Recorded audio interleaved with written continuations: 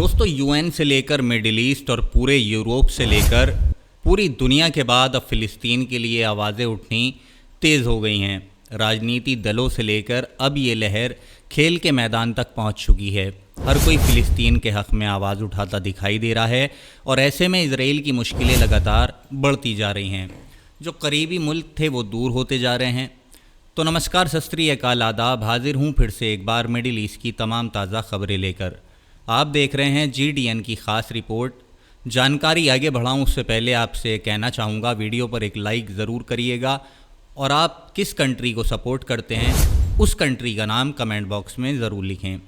Middle east की तमाम सच्ची और पक्की खबरों के लिए चैनल सब्सक्राइब करना ना भूलें। तो दोस्तों, गाज़ा की आवाज़ अब तूफ़ान बनकर पूरी दुनिया के फुटबॉल, राजनीतिक और डिप्लोमेसी के मैदान को हिला रही है। जी हाँ दोस्तों, खेल का मैदान अक्सर दुनिया का आईना माना जाता है।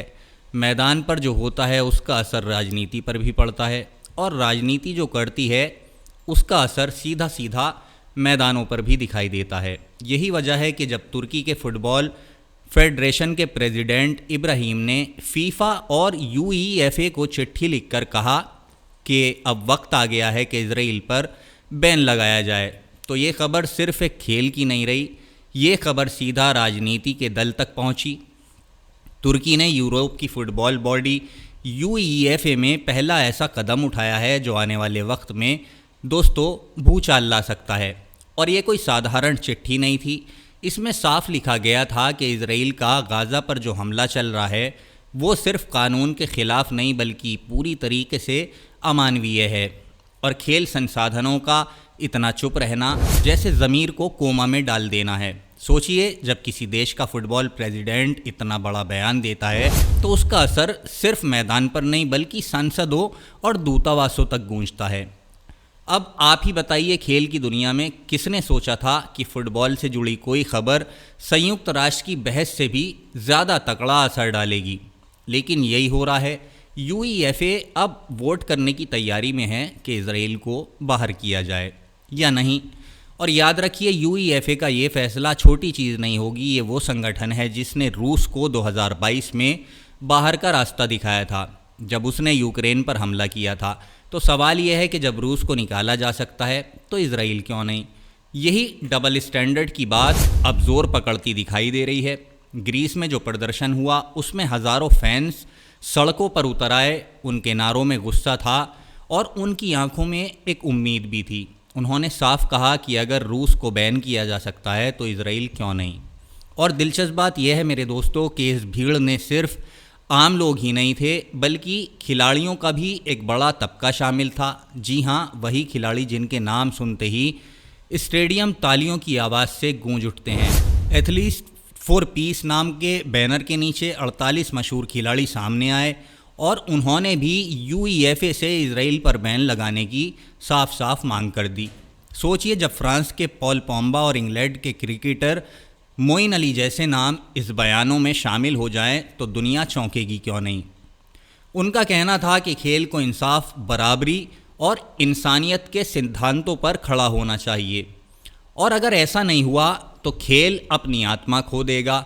देखिए कितना बड़ा बयान है। अब ज़रा रुकिए और सोचिए, पॉल पोग्बा वो खिलाड़ी हैं जिसने फ्रांस को वर्ल्ड कप जीतने में अहम रोल निभाया था। जी हाँ, उनकी आवाज़ में जब दर्द और गुस्सा झलकता है तो वो सिर्फ एक बयान नहीं होता बल्कि दुनिया के लाखों फैंस के दिलों का आईना बन जाता है। और मोइन अली जो क्रिकेटर हैं, इंग्लैंड के क्रिकेटर, उन्होंने भी यही आवाज़ बुलंद की। अब ये महज खेल का मामला नहीं रहा, ये सीधा सीधा नैतिकता की जंग बन गया है। अब ज़रा राजनीति की तरफ मुड़ते हैं। दोस्तों, अमेरिका का कहना है कि वो हर हाल में इजराइल को बैन होने से बचाएगा। जी हाँ, अमेरिका का स्टेट डिप्लोमेट साफ कह चुका है कि वो इजराइल की फ़ुटबॉल टीम को वर्ल्ड कप से निकालने की कोशिशों को पूरी तरीके से रोक देगा। और इसमें कोई शक नहीं है कि अमेरिका का ये रुख फीफा पर बड़ा दबाव डाल देगा, क्योंकि फीफा के मुखिया जियानी इन्फैंटिनो के अमेरिका से और ख़ासकर डोनाल्ड ट्रंप से रिश्ते जग जाहिर हैं। इन्फैंटिनो तो वाइट हाउस तक जा चुके हैं। अब सोचिए, जब फुटबॉल का मुखिया दुनिया की सबसे ताकतवर राजनीति से इतना जुड़ा हो तो क्या फीफा वाकई इजराइल को निकालने का फ़ैसला लेगा इसी बीच तुर्की ने जो कदम उठाया वो ना सिर्फ यूईएफए में हलचल मचा रहा है बल्कि अरब और मुस्लिम देशों में भी लहर पैदा कर रहा है, क्योंकि याद रखिए इजराइल पहले एशियन फुटबॉल कॉन्फेडरेशन का हिस्सा था, लेकिन 20 साल पहले उसे बाहर कर दिया गया था, वो भी किसके दबाव में? कुवैत और बाकी अरब देशों के। तब जाकर इजराइल ने यूरोप का रुख किया था और 1994 में यूईएफए का हिस्सा बना। मतलब ये कि इजराइल का फुटबॉल हमेशा राजनीति के धागों में बंधा रहा है और अब ये सवाल फिर से उठ खड़ा हुआ है, जी हाँ, कि क्या इजराइल को एक बार फिर से बाहर का रास्ता दिखाया जाएगा या नहीं। पहले के हालात और थे, अब के और हैं, लेकिन अगर यूईएफए वोट करता है और बहुमत से इजराइल को बाहर कर देता है तो सोचिए उसके नतीजे क्या होंगे। इजराइल की टीम वर्ल्ड कप क्वालिफायर्स खेल रही है और अगर उसे बाहर कर दिया गया तो उसका सपना टूट जाएगा, लाखों फैंस का सपना और अरबों डॉलर का खेल। अब आइए ज़रा राजनीति की चालबाजियों पर भी रोशनी डाल देते हैं। यूरोप में पहले से ही इजराइल के ख़िलाफ़ जनमत तेज़ हो चुका है। यूनिवर्सिटीज़ में छात्र आंदोलन कर रहे हैं, संसदों में बहस हो रही है और अब खेल का मैदान भी उसी राजनीति का अखाड़ा बनता जा रहा है। जी हाँ, ये किसी फिल्म की स्क्रिप्ट जैसी स्थिति ज़रूर लगती होगी, जहाँ हर किरदार अपनी चाल चल रहा है। तुर्की ने चाल चली, खिलाड़ियों ने सपोर्ट करा, फैंस सड़कों पर उतर आए। अब बारी है यूईएफए और फीफा की। लेकिन यहाँ ट्विस्ट ये है कि अगर यूईएफए ने बैन लगा भी दिया तब भी फीफा के पास इजराइल को वर्ल्ड कप क्वालिफायर में खेलने देने का अधिकार रहेगा। यानी खेल का मैदान अब दो हिस्सों में बंटता नज़र आ रहा है, एक तरफ यूईएफए का यूरोप और दूसरी तरफ फीफा का ग्लोबल मंच। और यही ड्रामा इस मुद्दे को और भी मसालेदार बना देता है। अब ज़रा डबल स्टैंडर्ड की बात पर गौर करिएगा मेरे दोस्तों।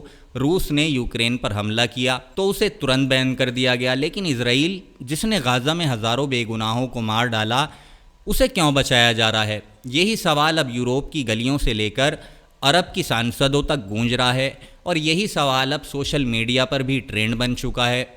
फैंस हैशटैग चला रहे हैं, वीडियो बना रहे हैं, सवाल कर रहे हैं और अपने अपने देशों की सरकारों पर दबाव भी डाल रहे हैं। लेकिन क्या ये सिर्फ एक बैन तक सिमट जाएगा? बिल्कुल नहीं, इसका असर राजनीति पर भी काफ़ी गहरा पड़ेगा। तुर्की ने ये बयान देकर ख़ुद को मुस्लिम वर्ल्ड का लीडर साबित करने की बड़ी कोशिश की है। एर्दोगन पहले से ही गाज़ा मुद्दे पर मुखर रहे हैं और अब फुटबॉल को हथियार बनाकर उन्होंने पूरी दुनिया का ही ध्यान लगातार अपनी ओर खींच लिया है।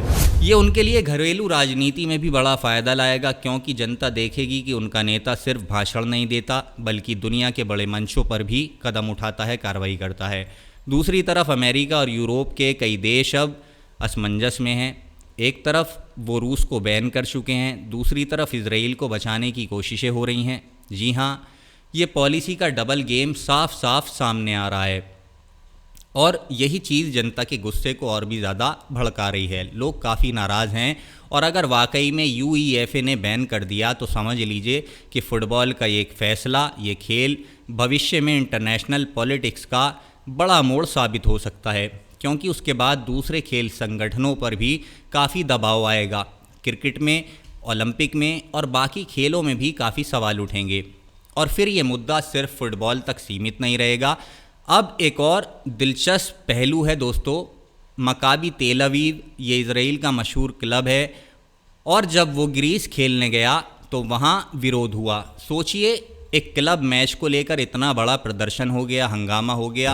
अगर क्लब लेवल पर इतना गुस्सा है तो नेशनल टीम के मैचों में क्या हालात होंगे? ये इशारा है कि यूरोप के शहर अब इजराइल की टीमों के लिए सुरक्षित नहीं रहेंगे। खिलाड़ियों की सिक्योरिटी, स्टेडियम में हंगामा और टीवी रेटिंग सब पर असर पड़ेगा और यूरोप क्लब्स पर भी दबाव बढ़ेगा कि वो इजराइल से दूरी बनाएं। तो दोस्तों, तुर्की ने चिट्ठी लिख दी, खिलाड़ियों का दबाव बढ़ गया, फैंस सड़कों पर उतर आए और अब सबकी निगाहें यूईएफए की उस मीटिंग पर टिकी हुई हैं जिसमें इजराइल के भविष्य का फैसला होना है। अब सोचिए ज़रा, 20 लोगों की कमेटी बैठती है यूरोप की सबसे ताकतवर फुटबॉल बॉडी की टेबल पर और वहाँ सवाल रखा जाता है क्या इजराइल को बाहर किया जाए। दोस्तों, ये किसी फिल्म का सीन नहीं है, ये हकीकत है, एक तस्वीर है। एक तरफ होंगे वो लोग जो कहेंगे कि इंसाफ चाहिए, डबल स्टैंडर्ड ख़त्म होना चाहिए और गाज़ा में जो खून बह रहा है उसकी ज़िम्मेदारी से इज़राइल को बरी नहीं किया जाना चाहिए। लेकिन दूसरी तरफ होंगे वो लोग जिन पर दबाव होगा अमेरिका का, इज़राइल का और ख़ुद की राजनीति का। अब ये वोटिंग कोई सीधी साधी वोटिंग नहीं रही, हर वोट के पीछे एक कहानी छुपी होगी। कोई देश अमेरिका से अच्छे रिश्ते बिगाड़ना नहीं चाहेगा, कोई देश अरब दुनिया के सामने मजबूत दिखाना चाहेगा, लेकिन असली मज़ा तो तब आएगा जब ये वोटिंग यूरोप के भीतर फूट को सामने लाएगी। सोचिए फ्रांस, जर्मनी, इंग्लैंड जैसे बड़े देश किस तरफ खड़े होंगे। क्या वो इज़राइल के सपोर्ट में वोट देंगे या फिर पब्लिक प्रेशर में आकर इज़राइल के ख़िलाफ़ आएंगे। और अगर यूरोप बढ़ जाता है तो ये फ़ुटबॉल से ज़्यादा पॉलिटिक्स की हार जीत बन जाएगी। अब ज़रा फ़ीफ़ा की तरफ एक नज़र डालिए। फ़ीफ़ा का कहना है कि वो दुनिया का सबसे बड़ा फ़ुटबॉल बॉडी है और उसके बिना वर्ल्ड कप की तैयारी बिल्कुल ही अधूरी है। लेकिन इन्फेंटिनो की हालत भी अजीब है। एक तरफ वो दुनिया के सामने न्यूट्रल दिखाना चाहते हैं, दूसरी तरफ उनका सुझाव अमेरिका की तरफ साफ साफ दिखाई दे रहा है। ट्रंप के साथ उनकी मीटिंग, उनके बयान सब ये बताते हैं कि इज़राइल के ख़िलाफ़ फ़ैसला लेना चाहें भी तो नहीं ले पाएंगे और यहीं से शुरू होगा असली ड्रामा। जी हाँ दोस्तों, मान लीजिए यूईएफए ने बैन कर दिया और फ़ीफ़ा ने कहा कि नहीं, इज़राइल वर्ल्ड कप क्वालिफायर में खेलता रहेगा तो क्या होगा। यूरोप में इज़राइल के मैच ही नहीं होंगे, मतलब साफ है उसे अपने मैच न्यूट्रल वेन्यू पर खेलने पड़ेंगे। और वो वेन्यू भी कौन देगा। ग्रीस जैसे देश पहले ही विरोध में हैं, तुर्की तो बिल्कुल नहीं देगा, अरब देश तो भूल ही जाइए। तो फिर बचेगा कौन। शायद अमेरिका, शायद कोई छोटा सा यूरोपियन देश, लेकिन यहाँ भी सिक्योरिटी का काफ़ी ख़तरा रहेगा। तो सोचिए एक टीम खेलने निकले और हर जगह उसके खिलाफ प्रदर्शन हो रहे हों, खिलाड़ी मैदान पर उतरें और बाहर नारेबाजी हो रही हो। क्या ये माहौल किसी टीम के लिए सही है।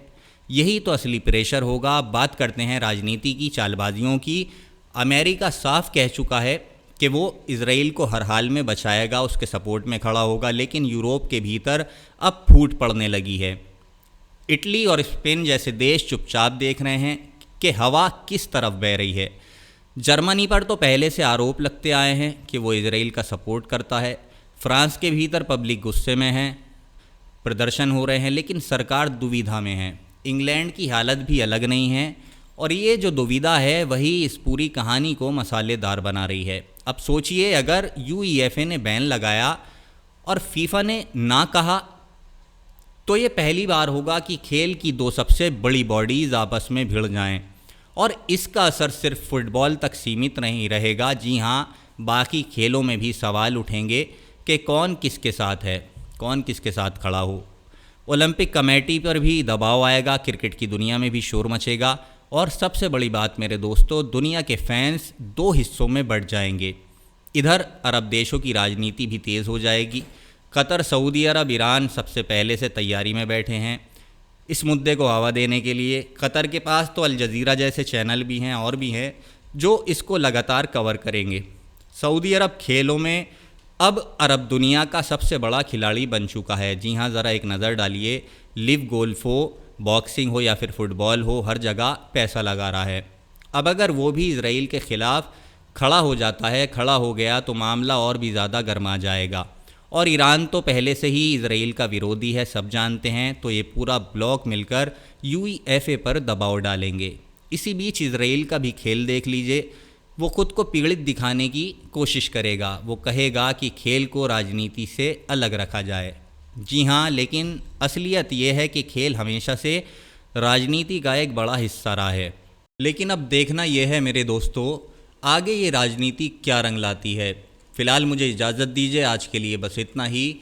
आगे की अपडेट जानने के लिए चैनल को सब्सक्राइब करना ना भूलें। अपना ख्याल रखें। धन्यवाद। जय हिंद।